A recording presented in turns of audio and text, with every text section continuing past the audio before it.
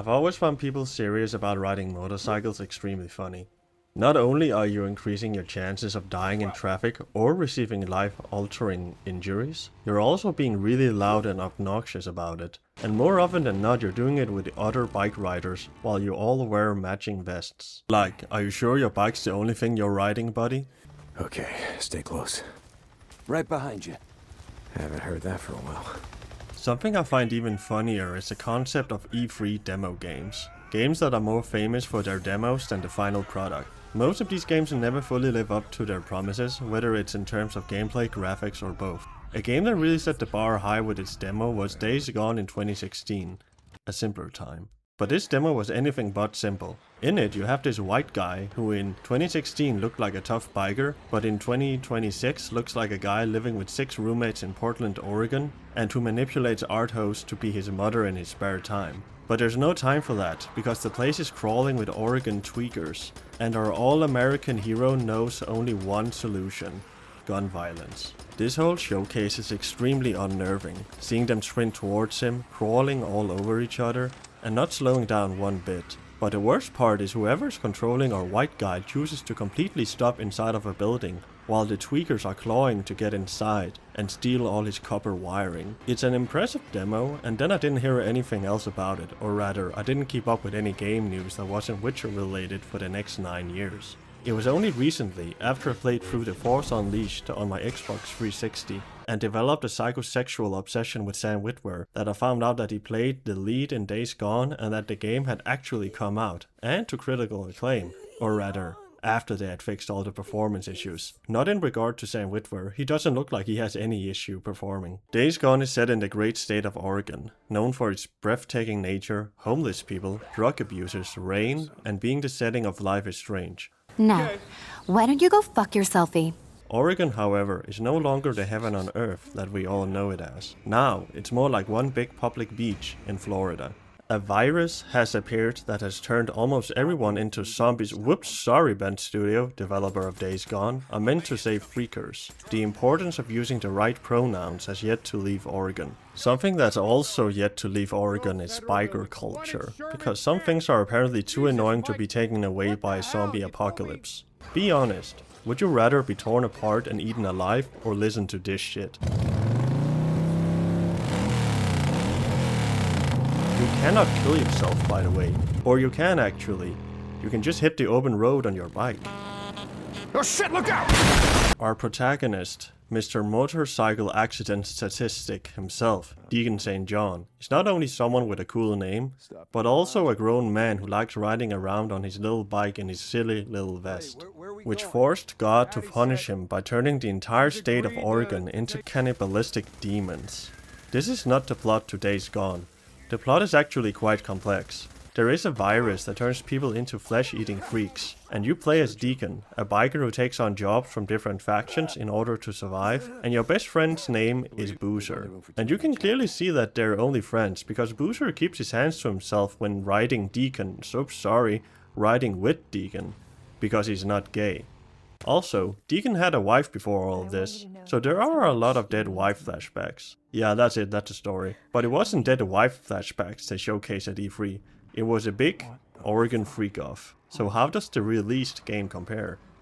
The game was built around the horde mechanic, and like in the E3 demo, was heavily showcased in trailers and advertisement. Even on the game's cover, but that one's just ridiculous, like bro, stop trying to look cool and get out of there.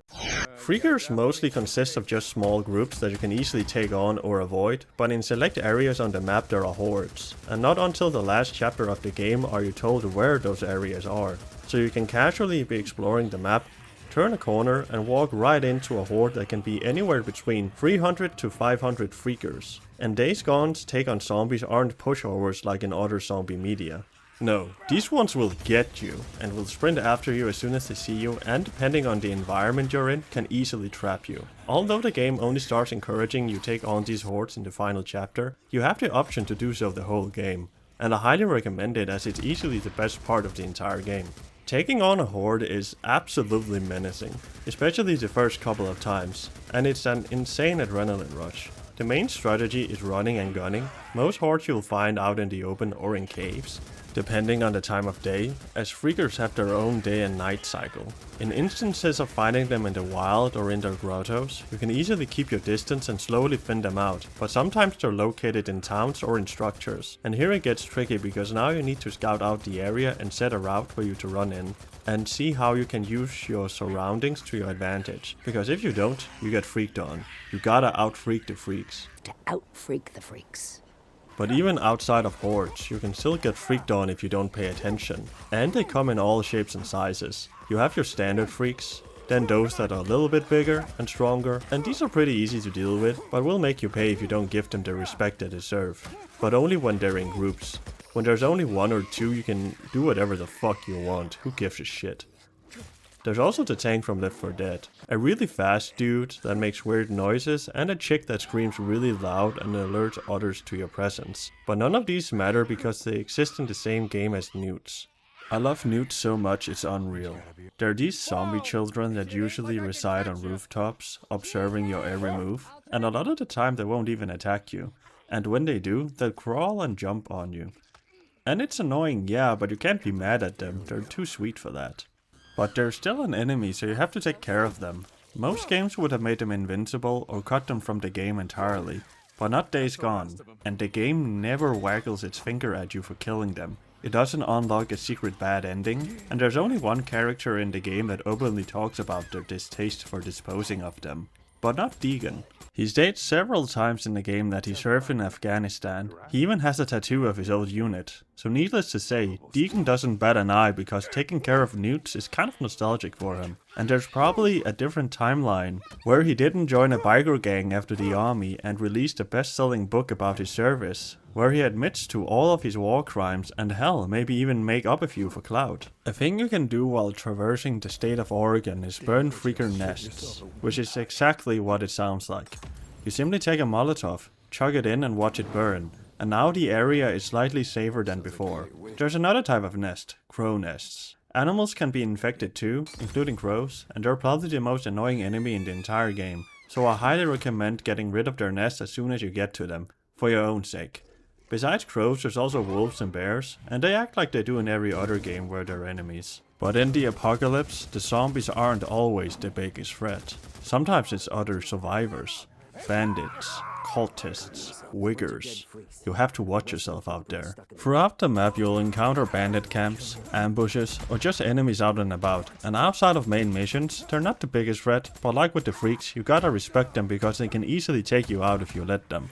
The enemy AI is good enough that you feel engaged when you're in firefights, but it has to be said that the thing that saves either enemy type, humans and freaks, is each other, because each on their own isn't enough to carry a whole game in terms of complexity and fun. Like any other open world game released after Far Cry 3, Days Gone is filled with bandit camps for you to clear out, and often you're assigned missions to do this by the various factions spread around the world. Sometimes it's to clear out a bandit camp, other times it's a bounty on someone specific. And the fun thing is you can do it whichever way you want. You can do it stealthily or just chuck grenades at them. You can even locate a horde, make them follow you and lead them into a abandoned camp to take care of it for you. When you complete these missions for factions and camps, you earn camp credits that you can spend in said camp on upgrades and resources. Other ways to earn credits is to turn in trophies from freaks, which can be a lot if you just took care of a horde. Each camp has its own leader and unique vibe. The first one you ever visit is Copeland's camp, located in the Cascade region. This is the type of society that every closeted, gay conservative loves fantasizing about on their podcast without ever doing anything about it. Except in Copeland's case, he actually did it. He has a radio program where he lets out his unfiltered opinions as well, so even in the apocalypse you can't escape podcast bros. I started Radio Free Oregon in the last weeks before the feds fell. Broadcast from an unmarked van. Moving from town to town. In the days before the roads came choked with cars and the bridges destroyed, trying in vain to stop the freaks. This is Mark Copeland for Radio Free Oregon. Don't believe the lies. No, Cope, the cemeteries are filled with freakers, not martyrs. And you had to keep moving because if anyone had found your unmarked van, they'd have blown it to hell. Just so we wouldn't have to listen to your bullshit Radio Free Oregon. In the different end of the map you have hot springs run by Ada Tucker. Tucker? I barely know her. Deke. Deke! Hey, Deke. What defines this camp is its strict policy on labor that many outside of it compare to slavery. I hate Tugger. She's absolutely insufferable and almost never did any missions for her because of her personality alone. Ride with me.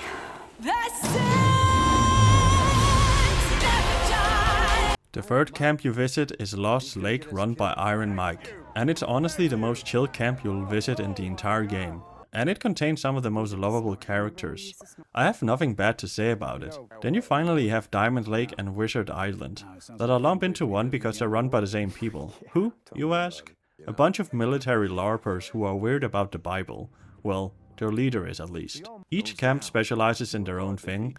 One has better bike upgrades, another has better guns, etc. And it's up to you how much time you want to invest in each camp. The camps I spent the most time in were Copeland's, Lost Lake, and the military LARPers. Partly due to their great bike upgrades, but mostly because of how pretty and picturesque each camp and their surroundings are. Exploring the different regions is a true treat, and every region feels unique from one another. I love finding a radio tower and climbing the ladder to the top, and taking in the view. Days Gone is a game where I almost never fast traveled purely out of the joy I was getting from exploring the world, which is an important part of the game as you need to scavenge the world for supplies and crafting materials, which you can find in old buildings, abandoned campsites, and cars. Sometimes you're lucky and find a rare weapon or grenades, other times you just find a lot of scrap metal that you might be able to craft a hat with in TF2. You can craft different items with the different crafting ingredients you find in the world. You can use it to make various health or stamina items, or you can use it to craft bombs. Later on in the game you get the recipe to craft napalm molotovs. You working on napalm? That in theory are for hordes only, but you can also single out a human enemy and throw it on them. It's also in these places, outside of camps, that you can catch glimpses of how things used to be before the outbreak, and see struggles of survival against the freaks. And the way you explore this open world is by riding your bike. The thing I was most worried about when I booted up the game for the first time was whether or not the bike riding was good or not, because if I'm going to become a motorcycle accident statistic anyway, I might as well enjoy it, and long story short, I did. The bike riding feels incredibly smooth, to the point that I almost never used the fast traveling mechanic unless I was short on time, because riding around Oregon and enjoying the scenery is one of the most peaceful and soothing things you can do in the game. And fast traveling costs a lot of fuel anyway, so better to get some good views in when you can. At first I thought fuel was going to be a precious resource in the game, but it's really not. There are a good number of gas stations scattered around the map, and finding fuel cans isn't hard if you're just observant and know where to generally look. The only times I actually ran out of fuel was purely on me for forgetting about it or being overly optimistic. So if you're not clinically stupid, you're good. But I am. And I don't require elaborate gameplay or mechanics in order to be entertained. And Days Gone provides me with what on the surface appears to be simple, standard open world gameplay, which it is. But it's good. When I first viewed Days Gone's Steam page, I expected certain aspects of the gameplay to suck, like the bike riding or gunplay, because with games like Days Gone, that's often the case. But not only was I wrong about the bike riding, I was completely wrong about the gunplay. It's not revolutionary or anything, it doesn't change the way I view gunplay in video games or pays my child support, it just works. The way I decide if I like shooting guns in a game or not is based on if I feel an oomph when doing it. An oomph is a mixture of sound, weight, and responsiveness, and the guns in Days Gone score high in all of those categories. And whenever I'm on my way to clear out a horde, I'm kicking my feet like a schoolgirl at the thought of the devastation. Another factor that goes into deciding if I like gunplay in a game or not is the weight and feeling like you did something horrible and irreversible afterwards. But like any other modern open world game, Days Gone also gives you the option of using stealth, and honestly it's a good early game strategy when you don't have that many resources. Stealth is actually fun, and you think you're real sneaky, but then you walk into a bear trap and alert the entire bandit camp and realize peace was never an option.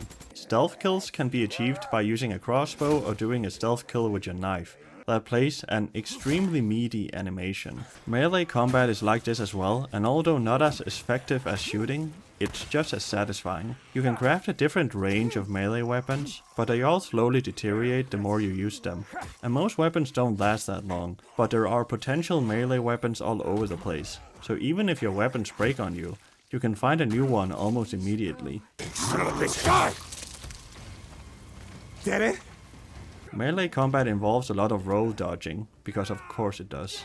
But enough about me dodging my problems. What's the story behind those beautiful brown eyes? Well, pretty generic, but those eyes have a sparkle. And what's the sparkle? Execution. Despite the framing of the story being incredibly generic, the canvas on the inside is filled with colorful characters with satisfying arcs who play with and turn your expectations on their heads.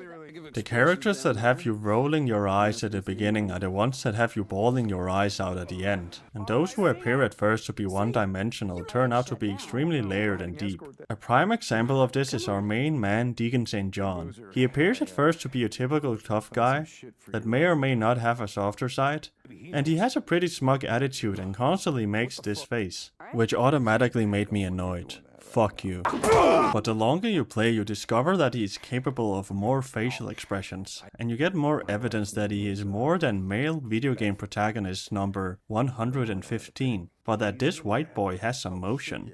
And maybe some lotion. He's his own character, but written in such a way that it isn't so strong that it stands in the way of the player being able to insert themselves in him, but not so weak that he's as engaging as a wet piece of paper on the floor. A lot of his character can be contributed to the actor playing him, Sam Witwer. The subtleties in his voice say so much without drowning the player in dialogue, and because they use mocap for all the characters, you get some truly amazing facial expressions to go along with the voice acting.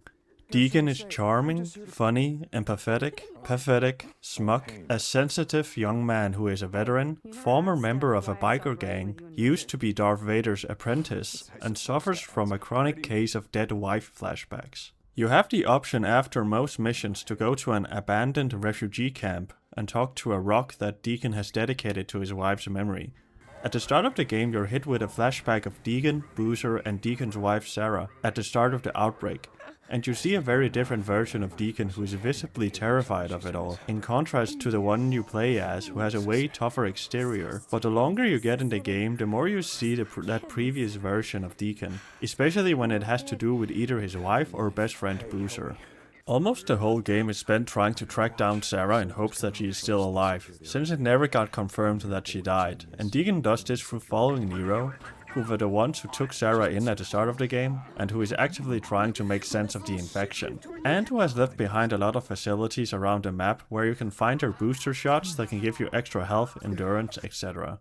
The thing that actually makes you care about Deacon's search for Sarah is that in their flashbacks you actually feel and sense their chemistry, unlike so many other pieces of media who relies on the dead spouse trope as a crutch to somehow make you care automatically, without putting in the actual work. I'd do anything to protect my family. You can't even ask your best friend how he's doing. Hey Booster, how are you doing?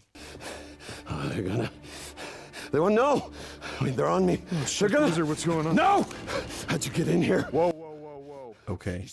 At the start of the game, Deacon and Boozer are out in the shit, which is what everyone collectively decided to call everything outside of settlements, chasing a bounty, finding spare parts for Deacon's bike, making a man disappear with a disappearance gun, and somewhere along the way Boozer gets taken down by some cultists named the Rippers, who proceed to blowtorch his tattoos off his arm, which then leads to him getting a blood infection, that leads to his arm needing to be amputated, and that of course leads to him becoming depressed and hitting the boozer.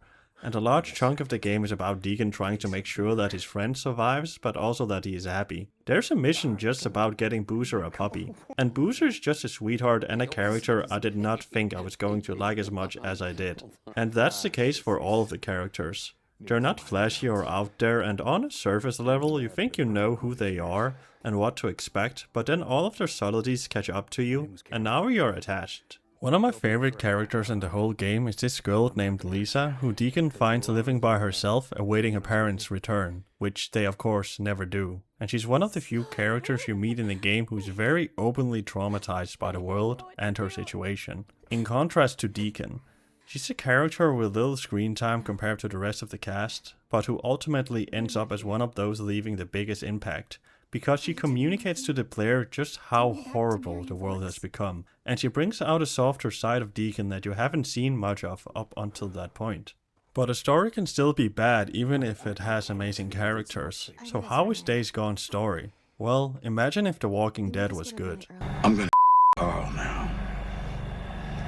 Days Gone has some obvious inspiration from The Walking Dead, like its name, which is the same as The Walking Dead's pilot, and the concept of bikers in a post-apocalypse. Although the devs have stated that Sons of Anarchy also played a role in this part of the game. And The Walking Dead is of course not the first zombie media to implement bikers. Days Gone has taken some of the best tropes from the zombie genre and implemented into its world and story.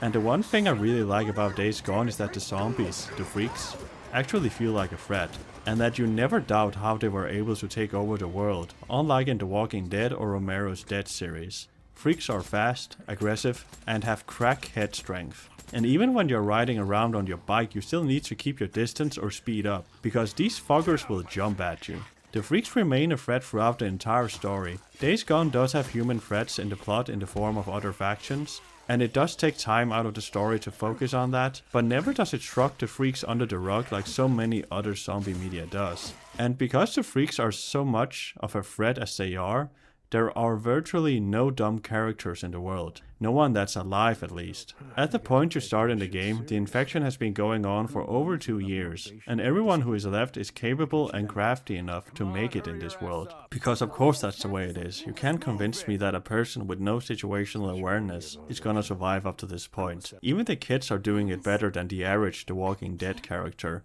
and I'm including the later seasons and spin-offs. The world, despite how crazy it is believable. You believe in the infection and you believe in all the characters that inhabit the world.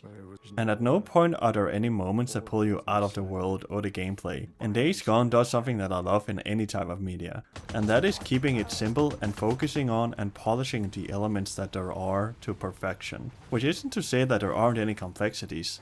The story, its characters and world have so many layers to them, and the gameplay does as well and leaves room to a lot of experimentation. And a lot of those things you discover on accident. The simple structure of the story and gameplay leave room for subtle complexities, and it makes it so that despite the gameplay being somewhat repetitive, it never gets boring or unengaging. And although the story structure is typical for the genre, it's so well done and easy to follow that you can't stop tagging along. I highly recommend it, and will say that you're probably as likely to enjoy this game as you are to die in a traffic accident from riding a motorcycle. So hold off on that bike purchase for a bit, and head over on to Days Gone's Steam page and send your money to the rainy land of Oregon.